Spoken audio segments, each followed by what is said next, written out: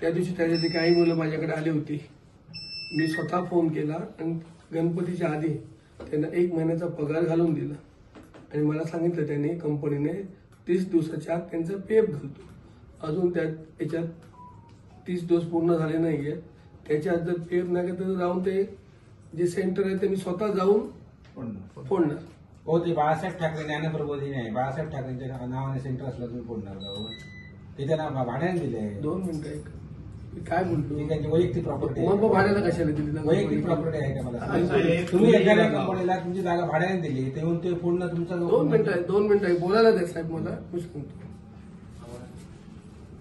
ज्या अर्थी भाड्याला दिली त्या अर्थी कोण इमारत कधी फुटत नाही. आणि ह्यांना जाग येण्यासाठी हे बाहेरचे लोक आहेत.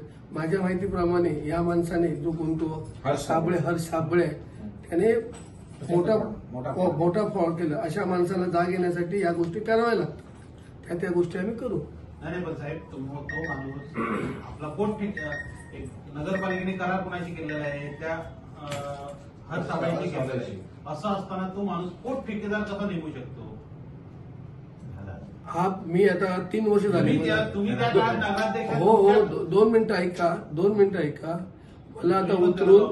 मला आता नगरपालिका उतरून 3 वर्ष झाली. या नोव्हेंबरच्या 19 तारीख येणाऱ्या 3 वर्ष कंप्लीट होणार उतरून.